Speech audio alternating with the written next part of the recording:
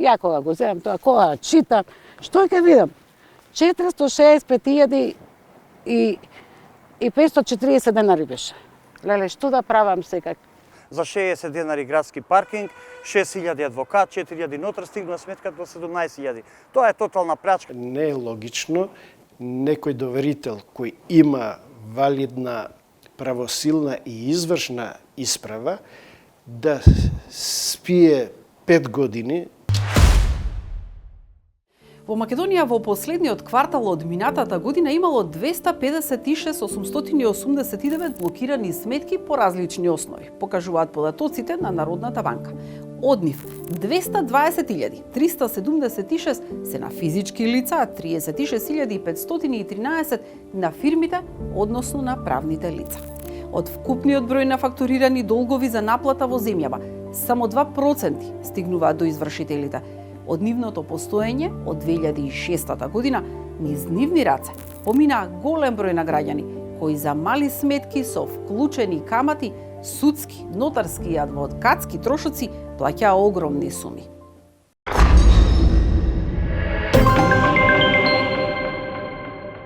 Како долг, вика, да платите колку е долго, толку е каматата. И тоа го исплатив и тоа, колку долго, толку каматата. И па се јавувам, кога тоа се целото, веќе си запишувам колку што и се јавувам. И им кажам дека јас више долго да го исплатив и што понатака, зошто викам ова да престане. Не вика, какво престанување, вика, уште 100.000 должите. Од каде викам 100.000 луѓе, викам. Очите зборуваат повеќе од душата, но зборовите кои ги кажува оваа жена ја покажуваат тежината на нејзината судбина, срамот од неправдата со која живее секој ден. Не сака да ја урне гордоста и реши вистината да ја раскаже без откривање на нејзиниот идентитет. Во минатото, кога таа и нејзиниот сопруг останале без работа, им се натрупале повеќе сметки за струја кои не можеле да ги платат, а банките не им одобрувале кредит да ги подмират. Таа објаснува, никогаш не сакале да побегнат од долгот, барале работа и начин како да го подмират. Но годините поминале и дошол денот на наплата. Во заостанатите долгови затекнале сметки од 1999 година, по некоја од 2004 и 2006, а последната била во 2010 година. Еден ден нејзиниот сопруг добил известување дека имаат неплатена струја во висина од 100.000 денари, а со пресметани камати и трошоци кон институциите стигнала над 460.000 денари. Веста била кобна за ова семејство. Сопругот добил мозочен удар, а во тој момент никој не дознал зошто. По извршените операции го загубил и помнењето. Неколку месеци по оваа трагедија банката ги известила за долгот кој институциите ги имаат кон нив. Кога отидов да ја земам пензијата на мажот ми и сакав да извадам пари и тогаш таа ми вика, па вие немате толку пари, вика. Викам, како немаме? Викам, ова е на мажот ми, нема таа, викам, сметка. Па нема ни тој, вика. Викам, како, викам, човекот, викам, во тоа време, викам, земеше 20.000 пензија. Нема, вика, толку. О, вика, вистина, и вади чекчик, вика, вистина. Па вие, вика, се дадете на извршител. Како, викам, на извршител? Да, вика.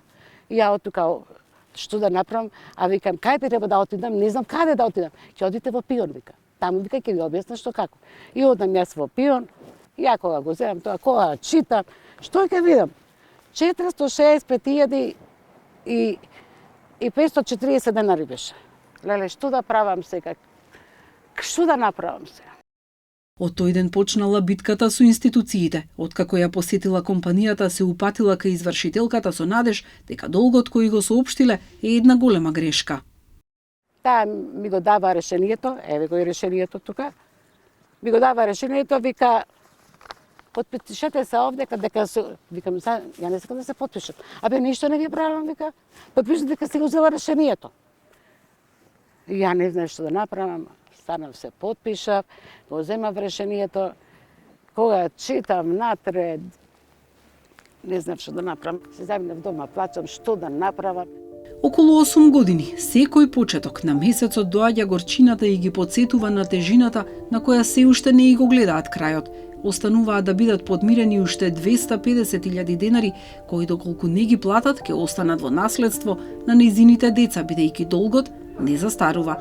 Правдата ја барала преку адвокати, се обратила до народен правобранител, талкала од канцеларија во канцеларија на судовите, се обидела да ги омекне извршителите. Приказната ја раскажала на секоја врата. Сите ја слушнале, но никој не успел да ја помогне. Кај да ги најдам тие пари? Ама никој не може да те разбере. И тогаш се молев да ми се намали баре работата на 1/5. Прем да плаќа помоц. Не може така. И сето тоа така остана и више не можам кај да одам, мажот ми не е добар и не можам да трчам поќе. Оваа приказна е само една од судбините на семејствата жртви на високите каматни стапки во минатото, од заостанатите долгови кои стигнале до извршителите. Но важно е да се напомене дека во вакви постапки на компанијата и припаѓа само долгот кон неа. Преостанатите трошоци, како во овој случај, се камати за изминати години, судски и административни трошоци и на крајот наградата на извршителот.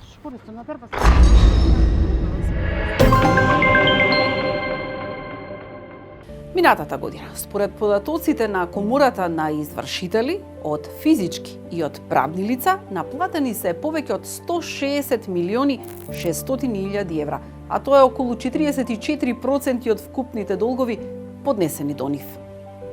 Граѓаните се веќе знаат што значи присилното извршување и веќе самите си прават пресметки, пристапуваат во канцеларијата. Од таму, значи не е од успехот дека извршителите со поголема сила одат и извршуваат, туку напротив, граѓаните стануваат совесни и не сакаат да имаат долгови. Наоѓаат начини уредно да си ги подмируваат долговите. Како застаруваат долговите? За комуналните сметки, рокот на застареност е 1 година. Веднаш по добивање на правосилната судска или одлука од нотар, компанијата има рок од 10 години да побара извршување. Правните лица, кога имаат долг меѓу себе, рокот на застареност е 3 години, а покренувањето на постапка до извршител и во овој случај е 10 години. За долговите меѓу физичките лица може да се покрене судска постапка или постапка до нотар во период од 5 години. Потоа, како и во претходните 2 случаи, предметот може да стигне до извршител во следните 10 години.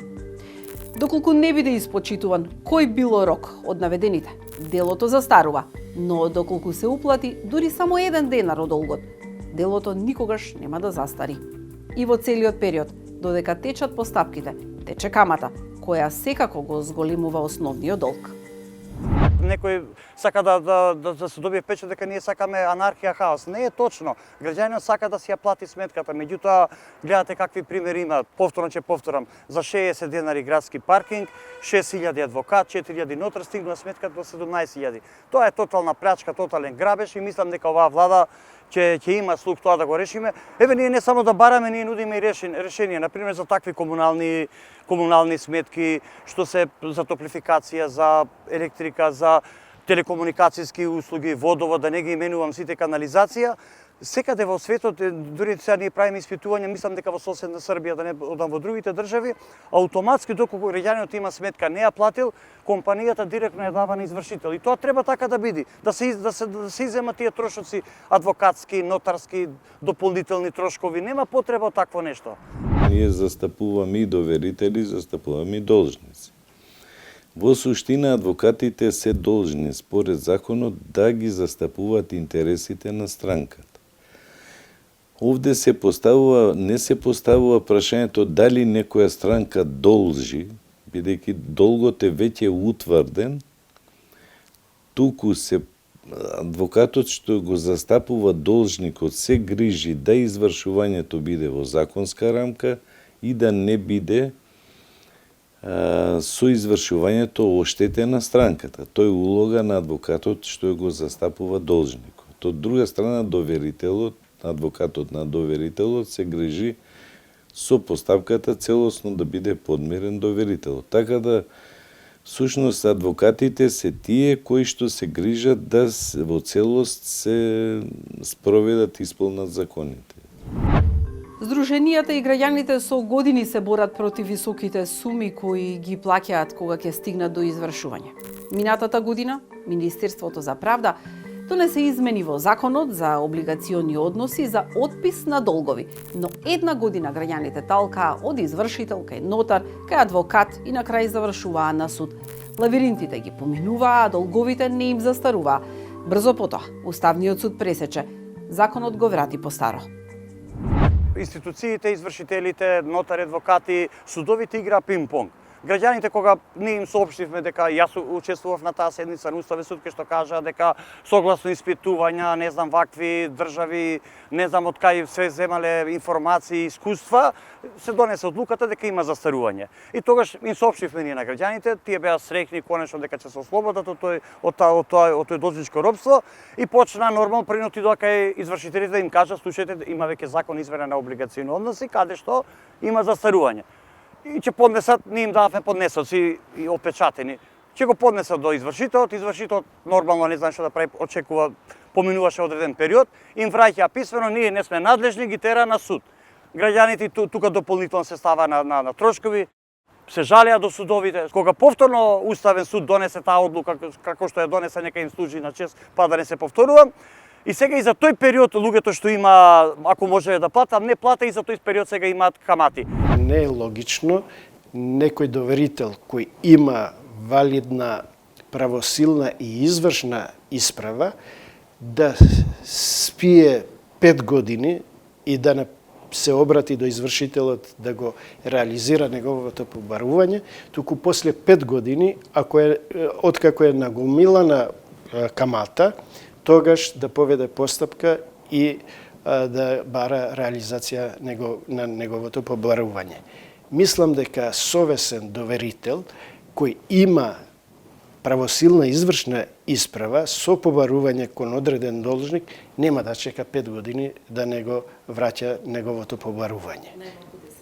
Или во апсолутна смисла 10 години. Од тие причини сметам дека тука Уставниот суд можеби требаше да има поинаков став, требаше да има посериозна расправа и тука улогата на собранието требаше да дојде до израз и евентуално собранието да ги коригираше измените само во делот каде што застарувањето ги опфаќаше и постапките кои веќе беа започнати пред да стапат во сила измените на законот.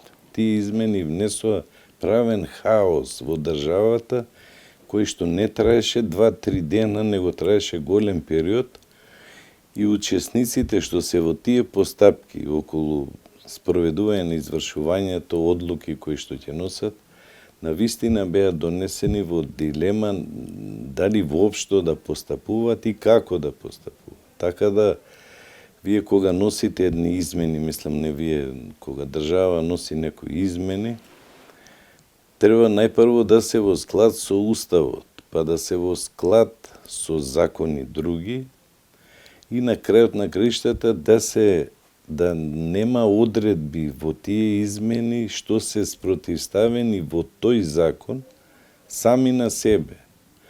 Ова се што ви го кажувам затоа што во законот, во измените, во измените има спротивставено со постоечките членови на законот.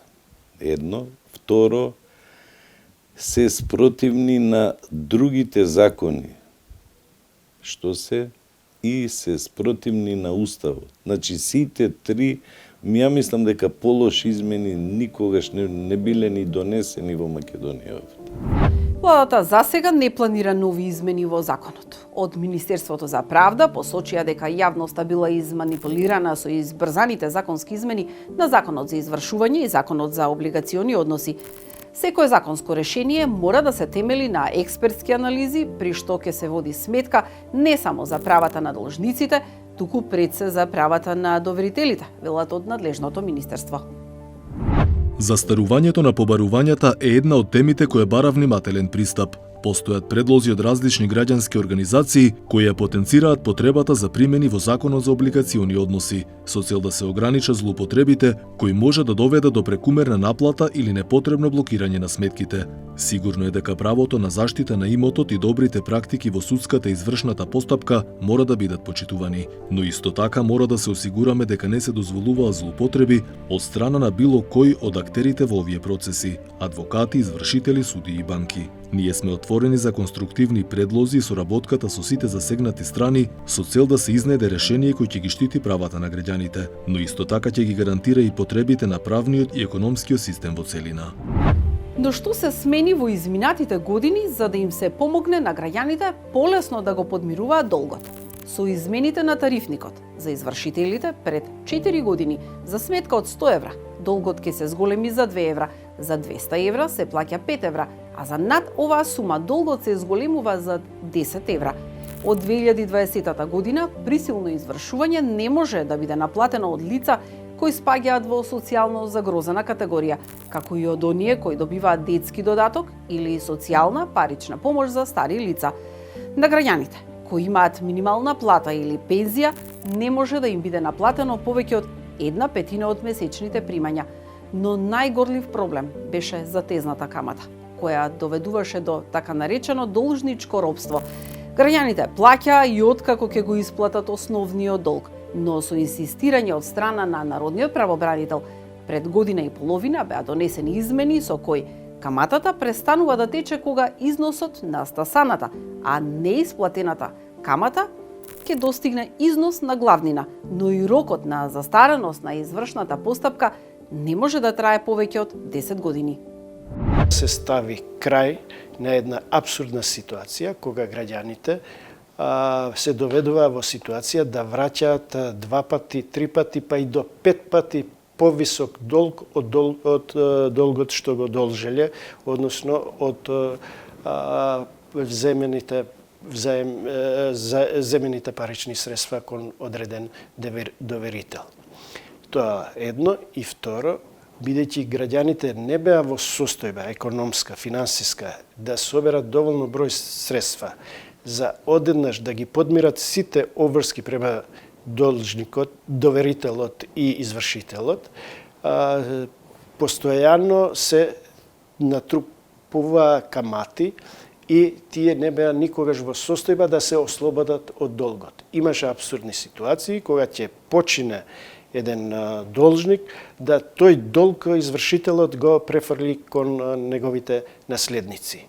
Таква бескрајна ситуација и побарување на извршителите како остварување на правото на доверителот доведе до доживотно робство на одредена навистина многу загрозена категорија на граѓани во земјата.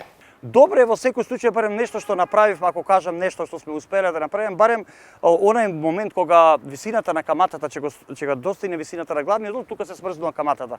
Меѓутоа повторно кога гледаме и такви случаи кога има, повторно се измислуваат некои вакви дополнителни трошкови, такви трошкови, не знам вакви трошкови и повторно цената е поголема.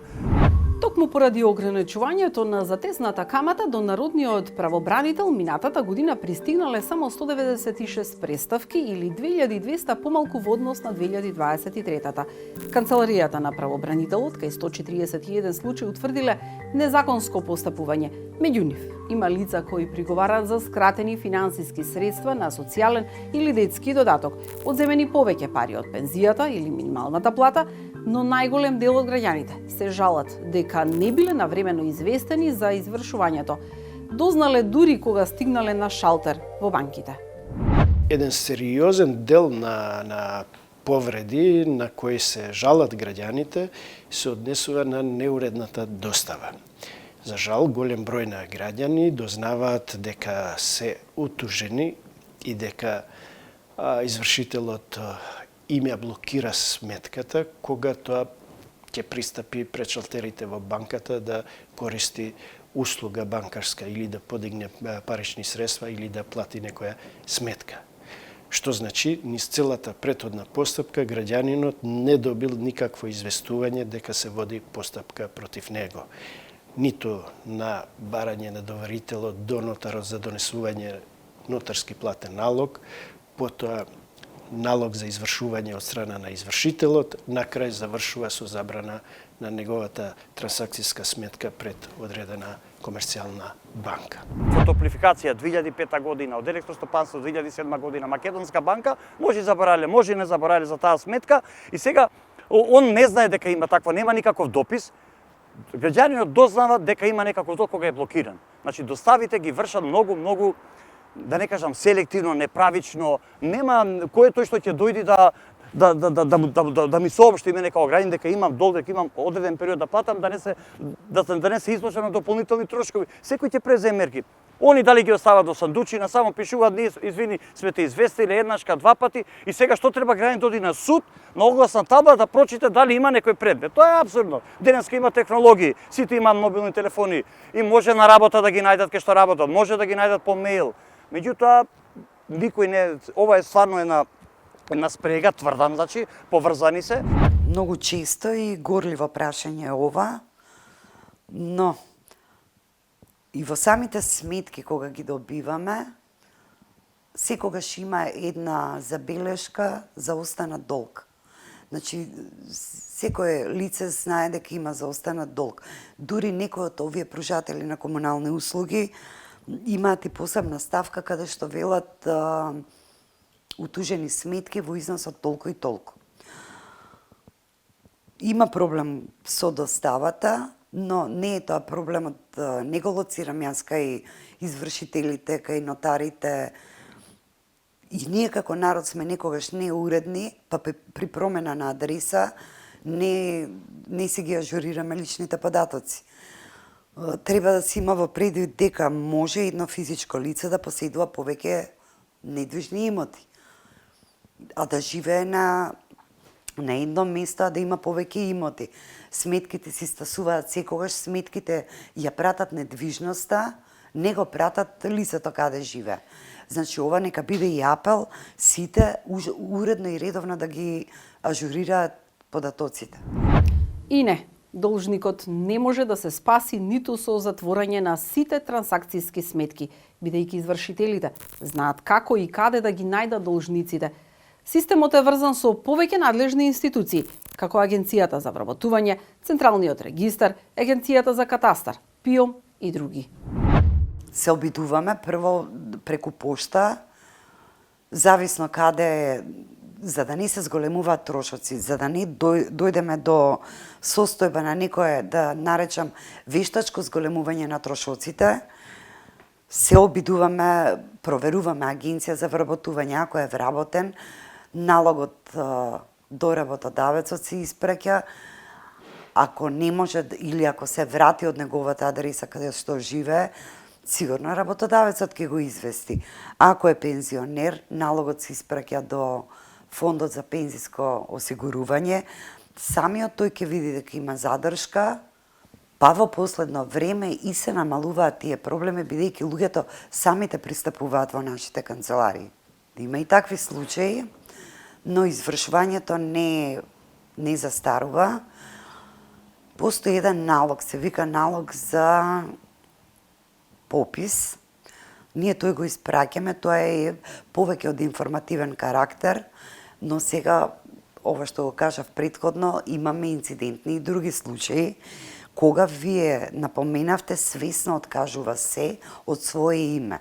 Точно, може да нема сметка, да не е вработен, не е примател на никаква социјална помош, но во реалноста живееме во многу мала држава, кога гледаме од друга страна дека живее многу лагодно, комотно. Во тие случаи, по инсистирање на доверителите, се оди во неговиот дом. Пред да пристапиме во домот, мора да побараме дозвола од председателот на судот. Правната сигурност е основа за, кажем, квалитетно живење во една држава. Зошто?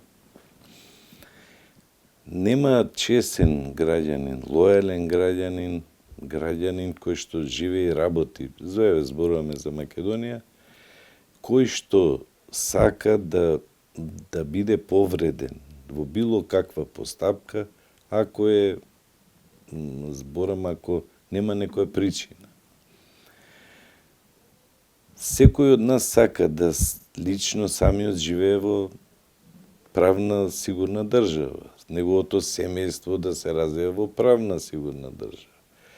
Патем речено, дури и законите што се донесени важат и после смртта на граѓаните. Значи, условно зборам, и тогаш треба некоја правна сигурност за наследниците што доаѓа.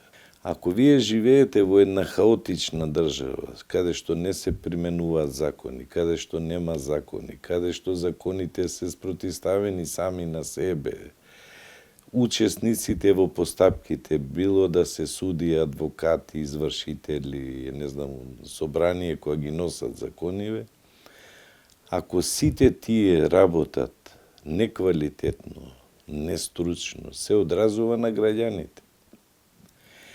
Од друга страна, граѓаните, сите овие што се учесници, ги поистоветува со името држава.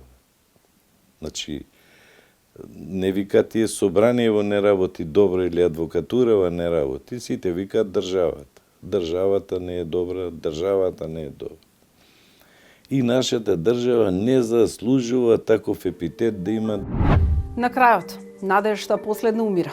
Граѓанските здруженија одново се подготвуваат да собираат петиција и бараат разговори со власта за изнаоѓање заедничко решение со кое многумина ќе бидат спасени од огромни суми, но не од долговите кои ги направиле, туку од трошоците и каматите, поради кои се заглавени во должнички лавиринт.